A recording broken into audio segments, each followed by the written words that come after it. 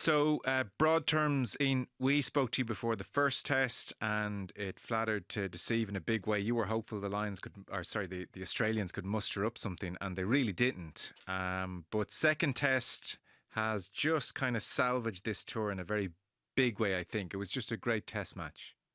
Yeah, very much so. And I think my predictions for the first test played out in the second test. And I think look, Valentini and Skelton made a big difference getting Australia back to the gain line, and over it. And then that gave the space to Ikitau and Suolihi to then get on a front foot ball. Whereas in the first half they were running against Lions brick walls. But yeah, look, it was a great test match on Saturday, and while I was delighted to see the Lions win, I would have loved to have seen it to go to a third test decider. And yeah, there's so much in that game to break down, and as you quite often find in these really big test matches, we you end up questioning the rules. And I think with Sheehan's try and the breakdown at the end, it does put the rules under a microscope, and they are ever changing in world rugby. Well, we're going to go there first. Rud, first of all, give us an overview. Yeah, it was. You're right, Joe. It kind of validated the entire exercise. It was everything you want from a Lions Test match.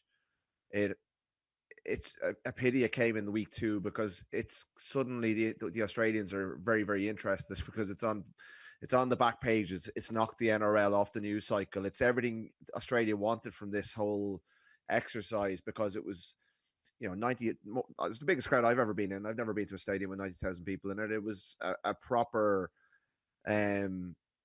historic sporting event, and the game lived up to it in every way. It had the drama, it had the excitement. I've just been watching it back there. I mean, that Tom Wright try off the Suolihi break, that was such an electric moment in the stadium, and I'm sure for everyone watching back home, all the people who've watched all the tour games, it was a payoff for the entire thing. And Jack Conan said it in the mix zone afterwards. It was way better to win it that way than if they'd won by 20 or 30 points. And it was everything you want to see. Like, one of the things, I find it very sad that Australia are not at the top table anymore. When you're traveling around here, this should be a behemoth of rugby. It's got the athlete, it's got the infrastructure. It just doesn't have the kind of organization, and it has too many rivals, and it's fading. But like, they've still got great players. And I couldn't understand some of the narrative back home about them going to win by 40 or 50 points. That's not how test match rugby works. First game, yeah, it was a bit of a non-event, but this was everything we could have expected, and the drama was incredible at the end. And Ian's right. Like, I've written a piece today. I think Andrew Piardi was in an impossible position, because if he'd given the penalty and ruled out the Lions try, it was probably the right decision. And yet I think it was the right decision to do what he did, if that makes any sense at all. Like, there was so many offences at that ruck, and the technique that players are coached, like Jac Morgan did what he coached to do.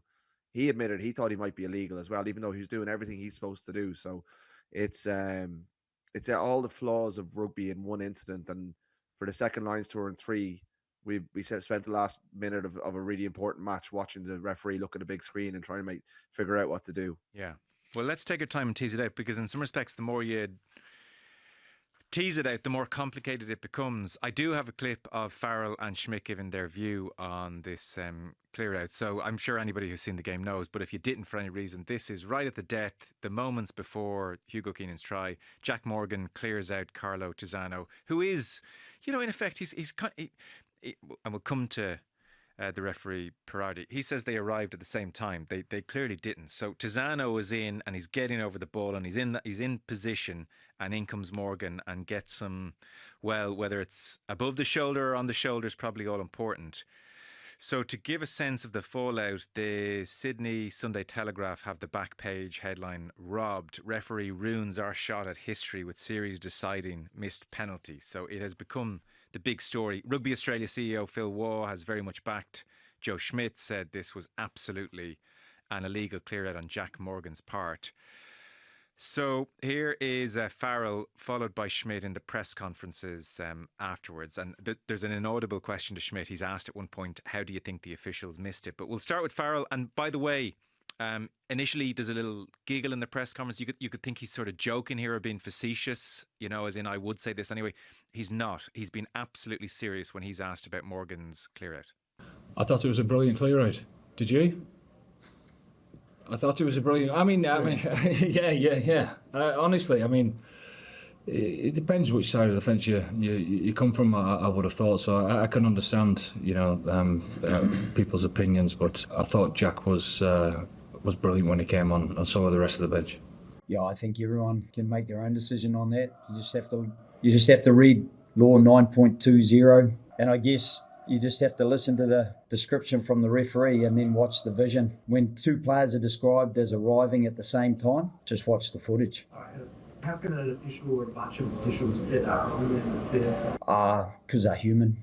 Players make errors. Match officials make errors. Our perspective is we felt it was a decision that doesn't really live up to the big player safety push that they're talking about. You cannot hit someone above the level of the shoulders, and there's no bind with the left arm, the hands on the ground. So that's what we've seen, and we've watched a number of replays from different angles, and so it is what it is. We just have to accept it.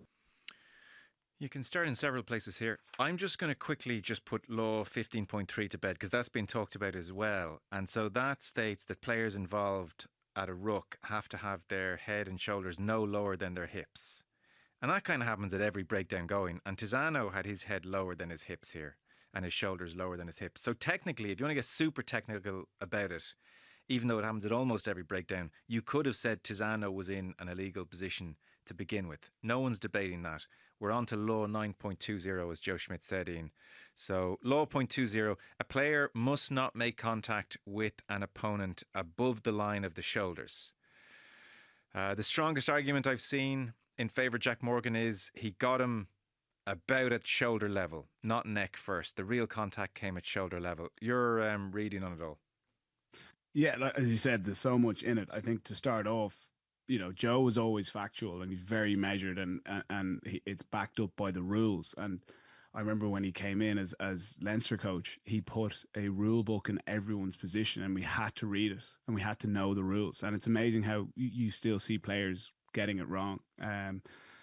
The ref being wrong is the players didn't arrive at the same time. Okay, so Tiziano has won the space, and that is really, really important here. And that's where I think that the rules could change going forward, where as opposed to the first person being able to latch, the first person entering the ruck can only counter ruck. And once they've won the space, then the second player in from the defensive team can poach the ball.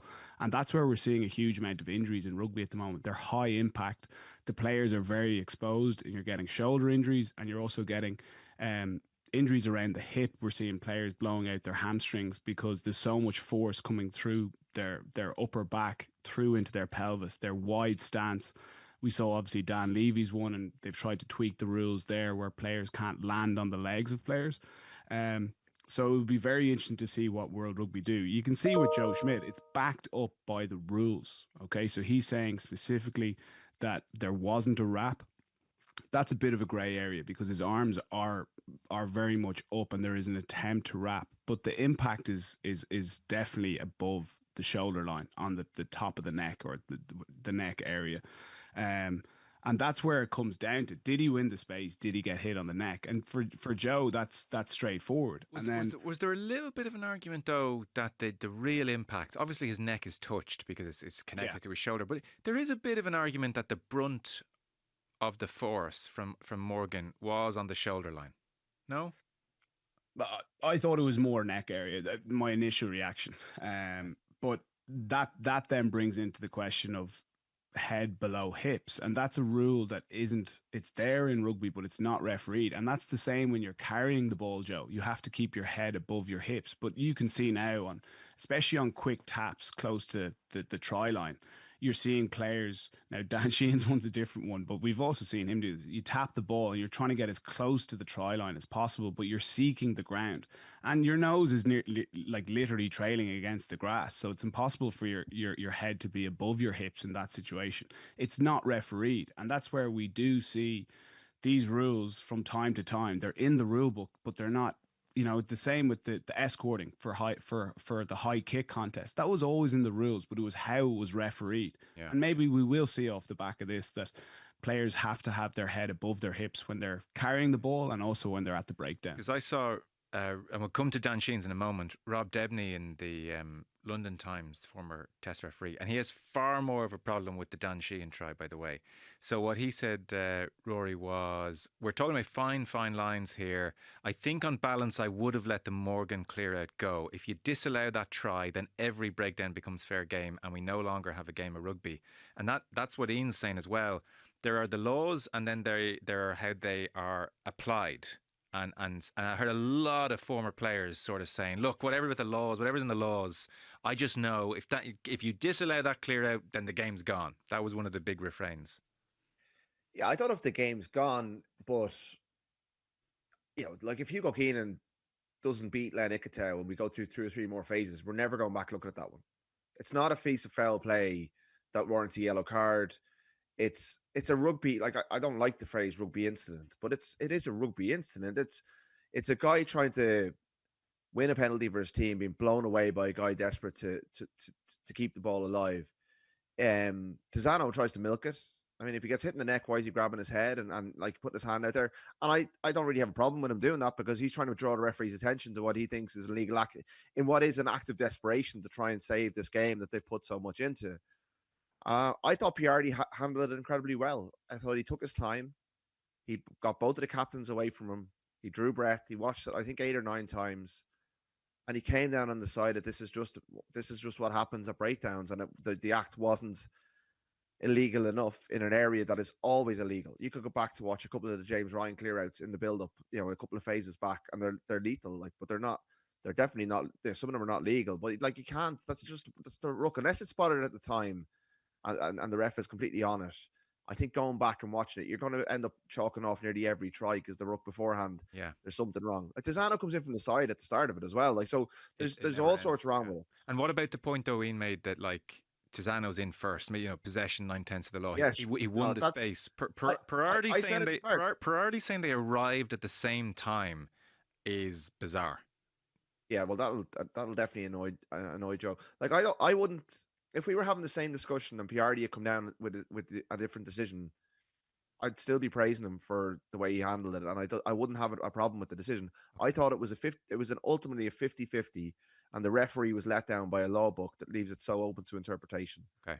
And another referee in the same scenario is going to gives a penalty against, and like if Piardi had a bit of a feel for the series and was a bit of a marketing operator, he would have gone, let's get this to Sydney. Sure. You know, I'd say, you know, like he had more probably incentive to do that in terms of the game, and that wasn't part of his thinking. And I remember in the URC final that he did, and he's a referee that I think both camps were really stressed about him coming into it. I thought he had an excellent game. Okay. I thought he let this game flow. If you have a game this good, the referee has to play a part in it. In the URC final, there was that kind of gouging incident, or a kind of alleged gouge by a Bulls player, and obviously it was in Croke Park. It was a big booze and everything, and he took his time. And I thought in that case, he arrived at the right decision as well. He's very inexperienced. That's been very much highlighted by the Australian media. It's a big game for him to do. I just think the game left him in an impossible position. He handled it as well as he could, and he made the decision he thought was right. And I thought the way he took his time to do it and explained it, you're right, he didn't get there. To be honest, I'm just not a fan of the jackal as a thing. I think it's too dangerous. And when I was first playing under 20s about 20 years ago, we were coached to put your foot over the ball before you went for a poach.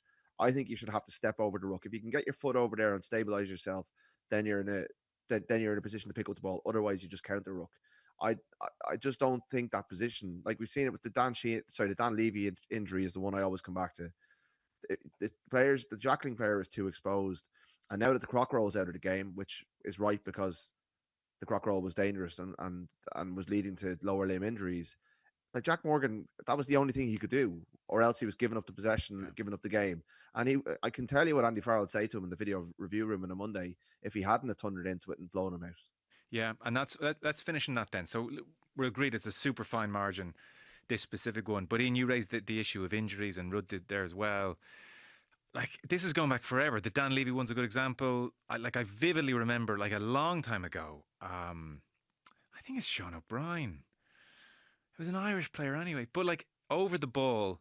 Paul O'Connor at And the World Cup. okay. Yeah. Oh, sorry, O'Connell's injury as well. But no, this is just one where he's over the ball, and it's like he's there, he's standing over, he's got his hands on it, and the referee allows certainly 2, if not 3, like attempts to smack him. You know, like to just like literally swan dive at his back, and he stays over the ball. And I think after the second one, he looked at the ref as if to say, "How many more times are you going to let someone smash into my upper back neck here before you give the penalty?" And anyone who just has a casual interest in rugby who will now watch that replay of Morgan being allowed to smash into Tizano's, let's call it shoulders, neck, whichever, that's even like on the menuing is a crazy scenario. It's so dangerous.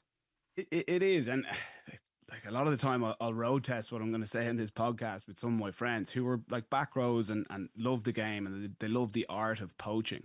And these are guys saying to me, no, you need to have that in the game. But my argument is that if the first defending player comes in and he can only counter ruck, right, you then have a genuine contest over the ball without having shoulders and hips and knees exposed.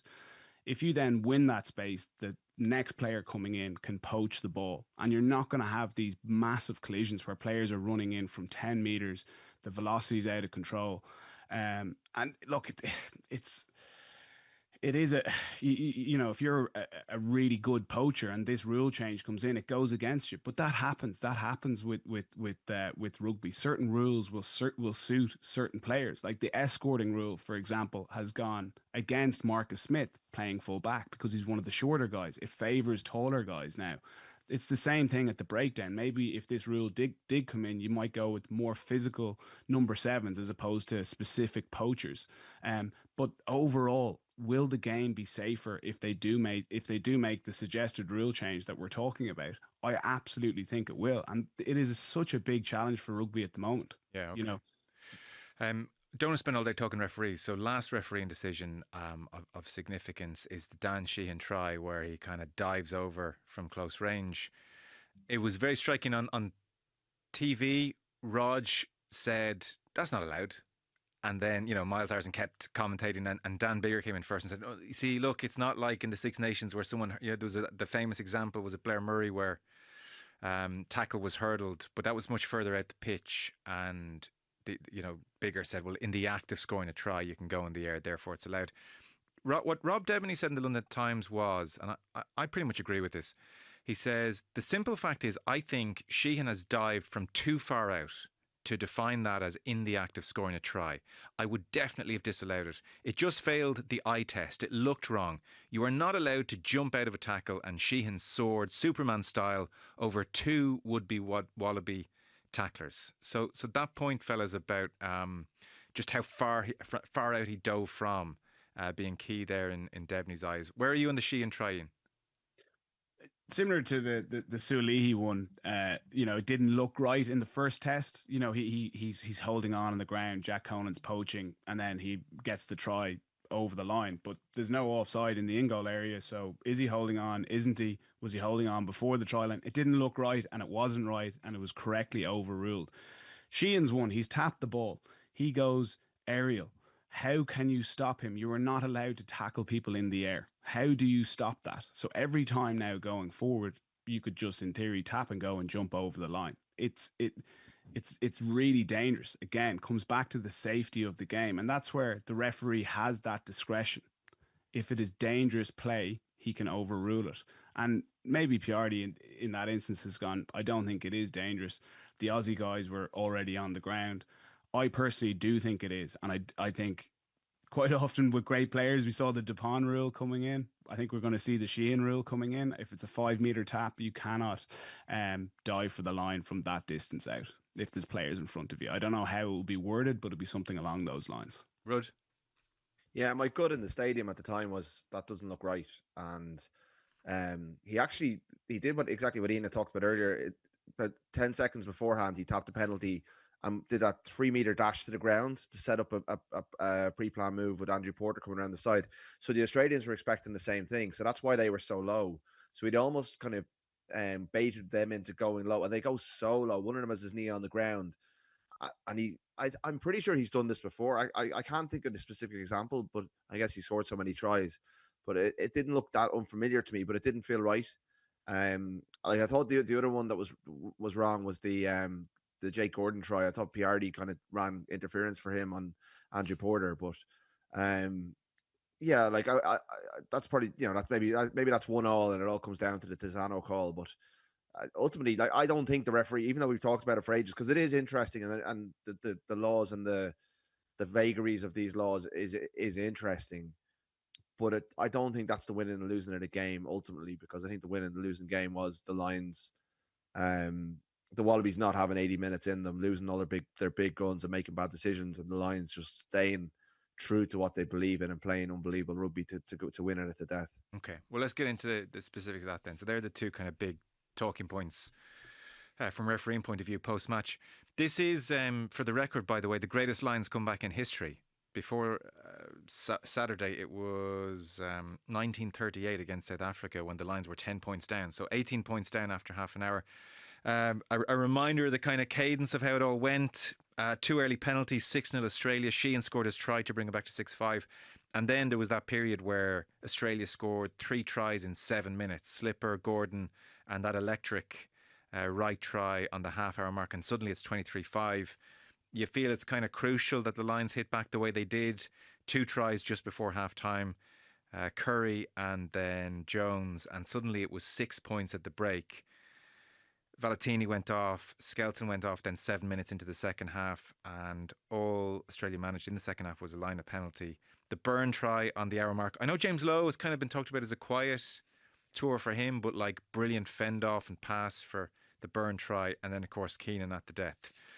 So in that kind of point Rory makes, if you wanted a short version of the game, it does really feel like Valentini back, Skelton back, just like a kind of a heft to everything Australia did. And when those two guys went off and the Lions threw their bench on, Australia were in a race with the clock a little bit. Could they be reeled in? Yeah, and like I flagged it kind of before the first test, the experience that the Lions have coming off the bench. You look at the names there, and you've got Genge, who's playing the best rugby of his life. Kinghorn, who was the Six Nations Player of the Year. Farrell with over 100 England caps. I thought Morgan was excellent when he came on. Now, that had that decision at the end gone against him, we probably would have changed, our view of his performance. And I thought James Ryan got through a colossal amount of work when he came on. You compare that to the Aussie bench. Outside of Angus Bell, he's the only real genuine world-class guy.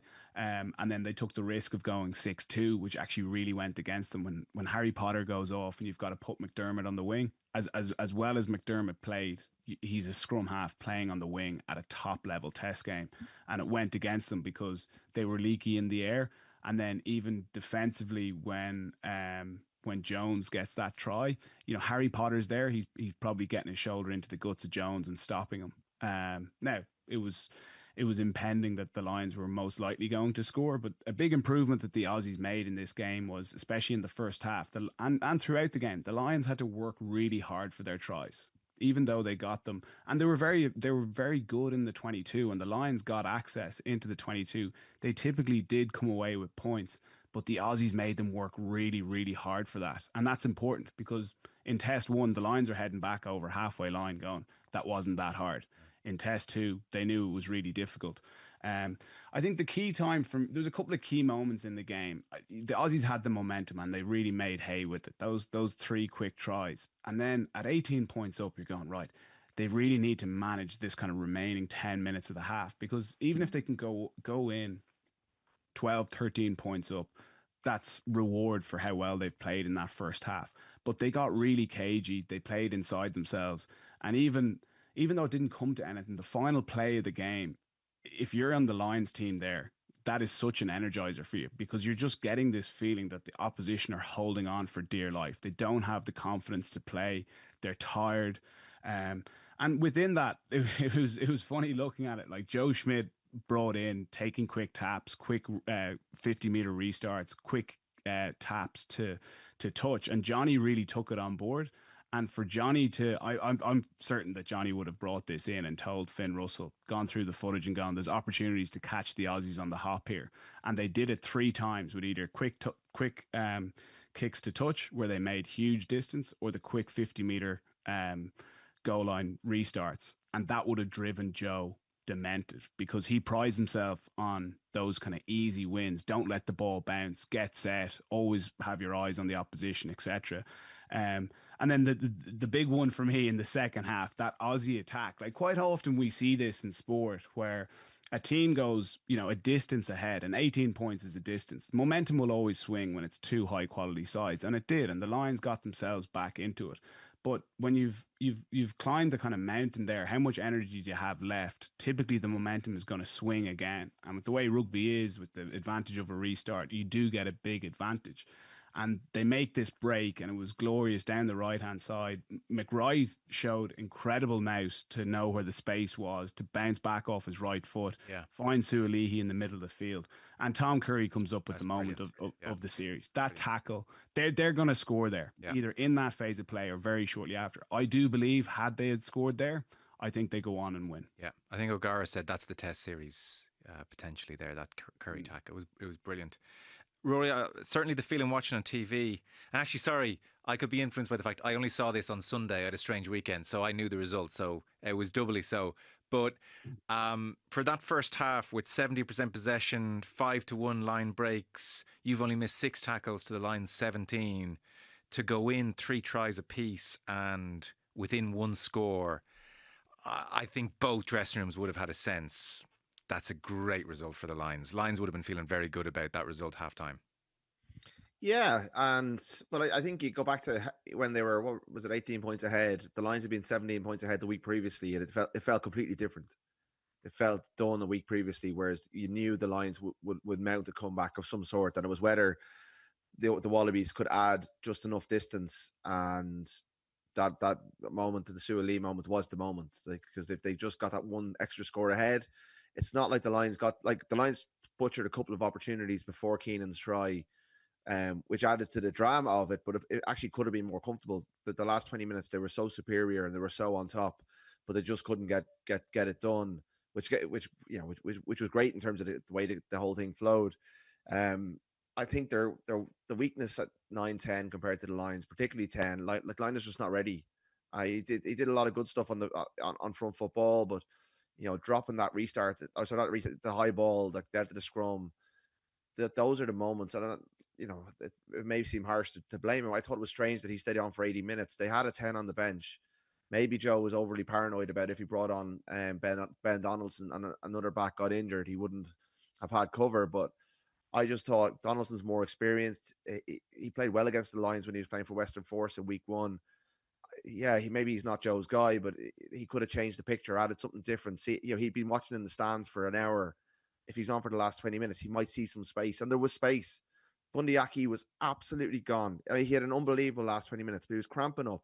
The last time we saw Aki at 13, it was in Rome, and Italy cut him to shreds. And I'm not sure, Farrell may have been defending at 13, but he's not fast either, and he just played 80 minutes on the Tuesday.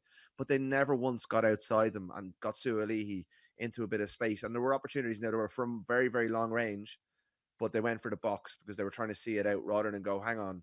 There was one stage where Finn Russell wandered over and stood right beside Hugo Keenan on the right-hand side for a right-hand side box kick. And the widest outside defender for the Lions was at the near post. And the Wallabies had a full backline formation. And 2 passes, they were gone. And they were on the edge of their own 22, and there were 3 or 4 points up. So I'm not saying it's the obvious thing to do, but sometimes you got to be brave, and sometimes you got to play to the space to try and win the test match. So the Lions, they overwhelmed them really, and they did it in the style that very much reminded me of Ireland at their pomp in 2022 and 2023, with that high volume attack, kind of keeping the ball alive, a lot of kind of forwards backs interchange, keep coming.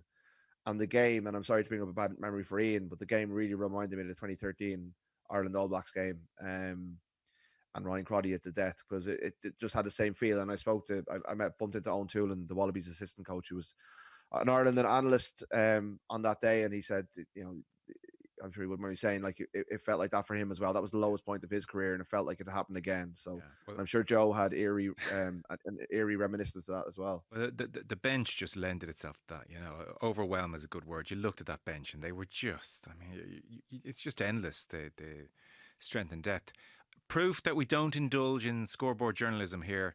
It was incorrect not to take the drop goal. Incorrect. I was shouting on this. I was sitting beside Chris Jones and Tom English, and I was saying they got to drop, and it was never once did either of the out halves in Russell and Owen Farrell, neither of them looked in any way interested in it. It wasn't on their mind. They wanted to win with a try, and they weren't going to drop into the pocket because there was absolutely, like, I mean, Ian can talk through the strategy, but like there was a ruck underneath the posts, and all they had to do was slow it down, put their foot in the ball. Owen Farrell drops in, and game over. And what a story that would have been. I mean, I prefer the Hugh McGeenan story, but like, what a story that would have been. Ian, nothing will convince me it was the right decision to not take the drop there. I worked out for them, but you just got to pop it over.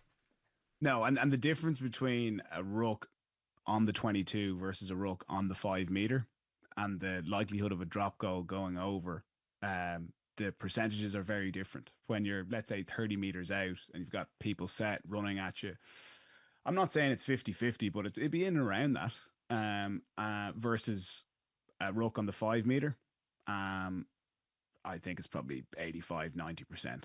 We're talking about the best out halves in the world here, Finn Russell and Farrell. Like, you'd like to think they're getting probably 95% of them over. It's a hard one to explain. Were the Lions practicing a drop goal strategy during the week? Probably not, off the back of how the first test went. They probably didn't think that they would have needed it. And yeah, you're just in the flow of the game, and they both probably felt, look, we can get a try here, and the momentum was certainly with them. But yeah, it's hard not to get away from the ease of a drop goal there. Yeah, I don't know. I don't understand this modern reluctance, you know, and we would be in a parallel universe listening to Andy Farrell saying, listen, I trust the players, they sense them, blah, all that kind of stuff that we hear after these moments, but it doesn't stack up. It just doesn't. I really don't get it. It also kind of goes back to the Leinster La Rochelle game, and when Leinster didn't go for have a drop goal strategy that day, and it came down to a ruck penalty, wasn't it? Alatoa got sent off for coming in on the prop, and he made a meal of it as well. The only thing, I guess, and maybe they were thinking, is there was still a minute on the clock. So if you nail a drop goal, Australia have a kickoff, and they've got unbelievable kickoff chasers. You know, Suoli goes up, wins a kickoff, and what happens in Twickenham happens again, potentially. But to be honest, yeah, and by scoring the try, it was over. You know, there was only 55 seconds on the clock, 50 seconds on the clock, so Russell could take his time with the conversion and win it. So maybe it was too early for the drop goal. But if Desano got that poach, or if they got that penalty, I know we'd be talking about drop goals. Yeah. Jerry Gus got somewhere where was going, what? I mean, come on, you know? But I asked Farrell, but he said, like, Finn doesn't do them. He's only ever dropped one goal in his entire professional career. Yeah. And that was, I think, in a run-of-the-mill fixture against Bath. He's never done it in clutch moments, whereas Farrell has. So I think it would more likely been Farrell to do it. Yeah, no, I take if it was just Russell, no problem. I understand it's not really something he does. Weirdly, by the way, because you would think it should be no problem to him. But with Farrell on that close, I don't know. Really, it's interesting. Do you know what's striking as well, fellas? I mean, not to turn this into what might this mean for Ireland necessarily, but it was very striking that independently of each other, Jack Conan, with a couple of cans of Guinness in the tunnel, talking to journalists high on life, he kind of cracked a joke that he, getting a little bit used to coming out the wrong side of these close run last minute games, and on the pitch. Dan Sheehan on Sky Sports was saying in far less of a jokey way, he was saying, like, I've been involved in a lot of these kind of games lately, and I kind of think is that the first one I've actually won? He was almost trying to think to himself, I think that's the first one I've won. So for quite a few of these Leinster players, that is a much needed under the gun, you did it. Yeah, it's huge. And we have come out on the wrong side of it. You'd think in recent times, the La Rochelle won, the Northampton won. The Toulouse ones. Toulouse, yeah. The All Blacks one obviously was the one that was very similar kind of feel to it. And it is important. The same way that it was important that Leinster won the URC at the end of the season. Like, winning is a habit, and you want to be on the right side of those. That will fill the Irish guys with belief, and that is, I know it was spoken about. Is it a positive thing or a negative thing that Farrell's doing the Lions, and we've got so many players there, and the summer tour, we're not going to be able to test ourselves the way the likes of France and Scotland and England have gone and done. But I think it has been a brilliant tour for Irish rugby, and Andy Farrell will have learned a lot himself. Like what he's learned from the likes of Finn Russell, that he'll be able to impart into Crowley and Prendergast. What the Irish players have learned from the likes of Tom Curry, and I think that's going to be really good for us. What's also important is that they get a good break. That has been a really, really long season. We've been lucky that not many Irish players have got injured. Obviously Hansen and McCarthy have had niggles, but they don't seem to be anything too bad. They may play this week, but the likes of Jack Conan coming through, someone who's struggled over the years to put a long run of games together. That would have been my concern when Caelan was injured, but Jack has done that really well and has kept his usual consistent high level of performance. So I think, how is it Jack goes back to being a sub on a club team now? It's insane. Yeah, just like the last line, sir. It must be a strange dynamic for his head, but that's another conversation. Sorry, I interrupted you. Yeah, well, maybe my rule change comes in and he can play in the back row. Okay. Yeah. Andy Farrell as well, Rory, and by all means circle back to the players, but even Farrell's scream, like very guttural, it was a long kind of 10-second scream. You could just, a sense of the pressure that is on him, that this was a hiding to nothing. You don't win this series and you've got a lot of arrows coming at you from various directions. You got a glimpse, I think, more so than any of his interviews, of that the pressure, being a privilege and all that, but the pressure that is on him. Yeah, just to jump back quickly to Jack Conan, like we're always giving out in the media about players and doing it, bad interviews and stuff. I was chatting to him. It was an 8-minute masterclass. It was one of the best post-match interviews I've ever done. He was double fisted, a can of Guinness in each hand. Like we asked him, well, how was that for you? And he instantly went back to a video Katie Taylor had sent to the squad on the Tuesday via Gary Keegan, and how it had inspired him, and how she told him to prepare to fight, to prepare to win with style, but be ready to win with grit. And that's what was in his head when they were 18 points down. And he was just brilliant. And if you could hear it when Joe Schmidt was talking. The MCG is 100,000 capacity stadium. It's magnificent. The press conference room is in the smallest space in between the two dressing rooms. So midway through the Lions press conference, the singing started up in the Lions dressing room, and you couldn't hear Andy Farrell. All you could hear was them singing "Rocking All Over the World," into "Gimme, Gimme, Gimme a Man Before Midnight," into "Dirty Old Town." And then Joe comes in, and it's still going on. It hasn't stopped. And Joe was trying to talk about all this stuff really seriously. And it was just this faintly ridiculous thing of the Lions celebrating the room. Like Harry Wilson, I've never seen anyone look sadder. He just was like, to listen to the team that beat you. And like the Lions didn't know that they were in the press conference room. They weren't doing it out of spite. They were just having a brilliant time. And I think that sense of them having a brilliant time, the mix zone was planted right outside the dressing room. So we got to see them coming out. I presume everyone's seen this picture of them sitting in the center circle, which apparently it's an Australian cricket thing. They go out and they sit in the circle and they sing a song, and they start singing some songs, and then they got Keenan to run down to the corner and score a try, do it again, and they all cheered.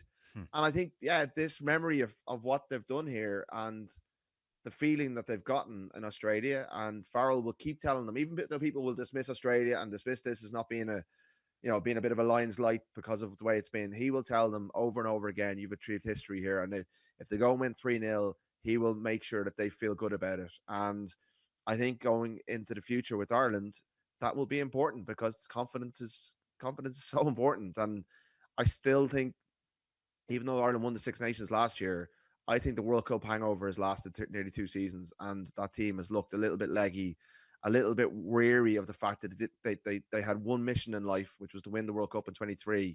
It didn't work out, and they'd lost their purpose a little bit. And then the Lions has given them a new purpose and direction, and that's Farrell's skill. He's rejuvenated them. And I was trying to think, I'm going to do a piece on Saturday about it and how he built it all. And I'm trying to think, like, is it a better achievement than beating New Zealand in a 3-test series in 2022 with Ireland?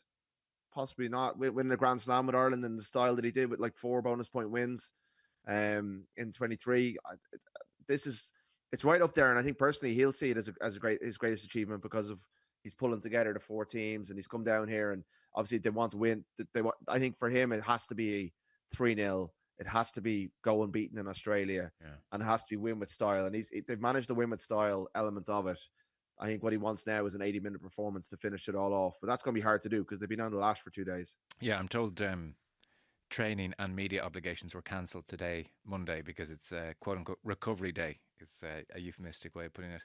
It's a difficult achievement. Yeah.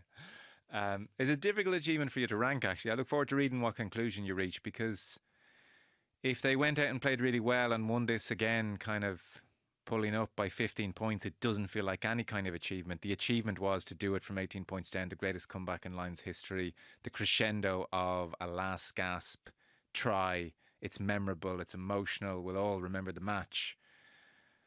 But as an achievement, therefore, it's almost receiving extra bonus points it might not warrant. You know, you could cynically sit down and say, well, they beat the 8th best team in the world and they put themselves in a bad position by not playing that well. It's difficult. Yeah, I think they're up to 6 now, but I take your point. The Lions have never gone a series. I mean, the Argentina game has kind of ruined it for them, but they've never done a tour unbeaten in the modern age. I think you have to go back to 1927 Argentina for them to sweep the team or swept the team. And it's in 1800s for the last time they swept one of the 3 that they tour now. That was South Africa, and like that's incomparable. We're not talking about a similar size achievement. So yes, it's Australia, and much of it will come down to how the third test goes and how Australia pitch up and whether they can get Skelton and Valentini back on the pitch and where their motivation is and how much it's so like another example of rugby eating itself. Australia are playing at Ellis Park 6 days after the Lions tour, the Lions second test, or 7 days after the Lions second test. So Joe's already thinking about, okay, this is gone. I need to be ready for a rugby championship because we want to progress. But I think this has been such a national event since Saturday that they almost it's imperative on them to back up their performance and give something of it. And if we get another classic test on Saturday, that changes the way we look back on it again. But certainly, I know Farrell will frame it as you guys have achieved history. The way he spoke about it afterwards was his most kind of. He's been quite brief and terse with the media over here. I think the schedule has been a bit annoying for him, and having to talk to us 4 times a week hasn't helped that. But he was much more like 2023 World Cup Andy Farrell, you know, the this is living kind of attitude, and the way he spoke about how these guys all grew up wanting to be Lions. And can you imagine being a child watching that back at home? You want to be that as well. And I think that's the message he was giving to the team. And little things he's done as well, like getting that Katie Taylor video, that really resonated. Like Jack Conan was really emotional talking about it. Getting Martin Johnson in to talk to the team on the Thursday. The things that he does to build the togetherness between the group, and early on in the tour, I found it hard to gauge how together and how much they were enjoying it, because they were quite cocooned away from everything. But seeing them on Saturday night and being around them a little bit more the last week or two, it does seem like that they've built a really lasting connection. And in terms of an experience, it does seem like they're going to go home thinking this was a very special time. And you know, you see the former Lions in Australia a lot over here, like the 09 team have been around, and those guys are still so tight because of what they went through on that. It's that's important as well. Like that's not the kind of stuff we talk about from a players and a management point of view. That's important. Yeah, Farrell's just exceptional at that. There's no two ways about it. And I mean, look, winning cures everything, but there did seem to be such a kind of warmth between the players full time, and a kind of shorthand and in jokes, and the way Hugh Jones spoke about Ringrose and his decision to pull out, and how he was gutted for him, and talked about how the centres have become so close in that tour. It does seem, and it's not surprising, that Farrell, you know, sensed how to bring a group together and make it feel really special for them, and like their dreams were coming true, and like it was the biggest game of their lives. And you know, he deserves immense credit for that. I saw Lawrence Delalio say that Dan Sheehan has been the best player on the pitch, both teams across the 2 games thus far. For you, which Irish guys have stood out and had great tours thus far? I think across the board, like starting with the front row, the resurgence of Tadhg Furlong, when people were beginning to question, is he durable enough?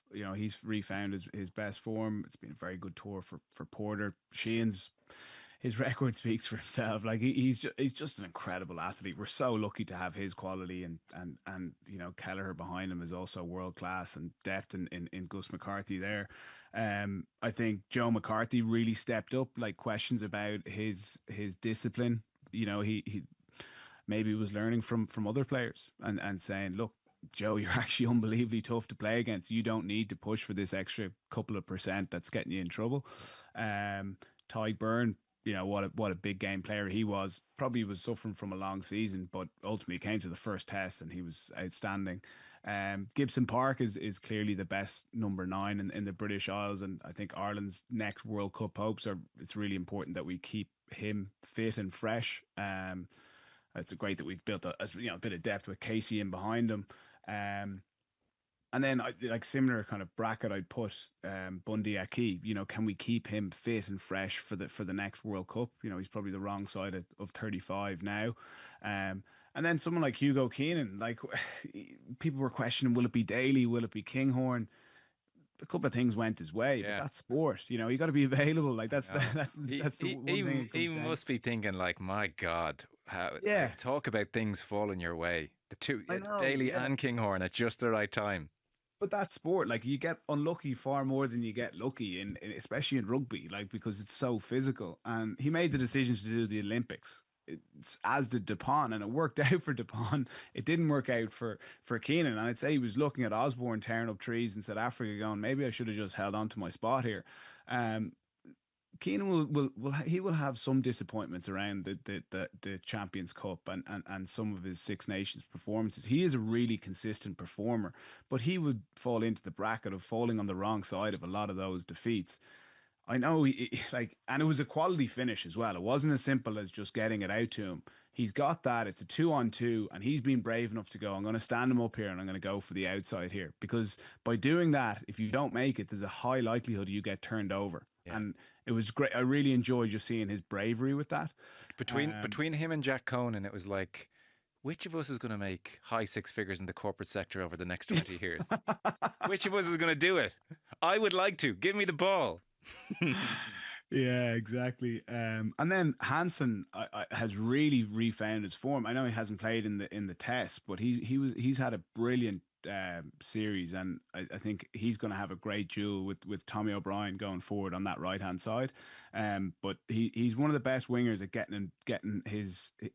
getting himself integrated into a back line high on the phase count. It's very hard to defend him, and he brings real energy to any team. So yeah, look, across the board, I think it's been a brilliant tour. I think someone who's probably been a little bit unlucky is Josh. You know, he's been arguably one of the best back rowers over the last 4 years. Was World Player of the Year. Tom Curry is exceptional, and Jac Morgan obviously gets a lot of press because he's Welsh, and full credit to him, a really good quality player. Could we see someone like Josh come in for the third test fresh? I'd really like to see it, and I think he deserves it as well. Yeah. Rod, last one to you in Sydney as they build up to Saturday. Australia looking for revenge, Lions looking for a bit of history. Would you anticipate wholesale changes? It's very hard to have a read on it at this time. I'm going to write a piece about it now, but I have no... they're not thinking about it. Yeah. They've been out for 2 days, so they'll kind of come back in tomorrow. But I'm sure Farrell has had a strategy mapped out for a while as to what he'd like to do. There was a theory at the start that he'd try and get all the players capped, you know, at some stage, but I don't see it. I don't see like Duhan, Van der Merwe, Marcus Smith coming back in. I think that's too big a risk, because I think the importance for them of winning the series is trumped by the importance of a clean sweep going 3-0. They've stated it. They've said it publicly. That's what they want to do. And it's a matter of who's kind of come out of that. Like Tom Curry has a wrist injury that needs attention, I think, and has played through that the whole way through. So does he come out to allow Josh in, or even Jac Morgan start with Josh coming onto the bench? Does Pollock get involved? Because Pollock just gives you so much energy as well. I think so. I think Pollock's a great guy to bring in for a game like this. Just that youthful energy, and a back row of himself, Josh, Jack. I think that's a change that we could definitely see happening. If Joe McCarthy's back, I think he'll play. There's an argument for James Ryan starting, and I didn't think Chesson went well. He missed a lot of tackles, James Ryan is very good playing against Will Skelton, who, in fairness to him, I've just before we came on the call, I was watching the game back. It's one of the funniest performances I've ever seen. The amount of niggle that guy brings to the table is just brilliant. He's smashing everyone late. He's coming around like the Tyke Furlong he one. drops a knee at the Tyke Furlong. He drops a knee onto a Toje. I mean, he's just the second row enforcer for the ages, and he just doesn't have an engine to go 80 minutes. But I'm sorry, he also carried brilliant. He did loads of really clever stuff. He's such a good player, and he added to the whole thing immensely. Because it was so nice until he arrived. Like, it was all boring and nice and vanilla, and suddenly this guy comes in and he's rattling the lines, and that's brilliant because they hadn't had their cages rattled. So there's scope for some change, but I don't think it'll be wholesale. I think Mac will play if he's fit, because I think the one I presume we haven't. I actually sent the text to the Lions media manager earlier to find out, and he hasn't got back to me. But Gary Ringrose, I don't know if he has to start the 12-day protocol again, having shown symptoms on the Thursday before the Saturday game, and if he does, that's him out. And even if he is fit, I don't know if they'd risk him or if he'd risk himself. But I'd love to see him get an opportunity to be a test lion, but obviously it has to be in the right circumstances. Jones was really. I thought there were nice quotes when he spoke about the whole exchange. But I mean, that's this. As much as he's getting loads of praise for pulling out, he must be so sad that his body hasn't played ball and his opportunity's been taken away from him. So what age is he now, Rud? Like 30. So yeah, like, I mean, he's young. He'll be younger than Bundy is now in 4 years' time. But Bundy's a physical freak. I'm not sure if Gary's like. A lot has to go right for him to arrive into New Zealand in 4 years' time and as good Nick as he is now. Especially the way he plays the game. So, it was special for James Ryan to get onto the pitch and play as well as he did, because he'd missed out in the last 2 tours. So he's now, and like loads of the English journalists were like, "Oh, why has he picked James? Oh, another Leinster lad," and he's come in and he's been brilliant. So, because the knives were out, like the knives were always going to be. They were never far from being out all through the tour. And the fact that they got it done means they've had to put them all back away in the press. Okay, fellas, we will leave it there. Rory in Sydney and Ian Madigan closer to home. Thanks so much, guys. Great stuff.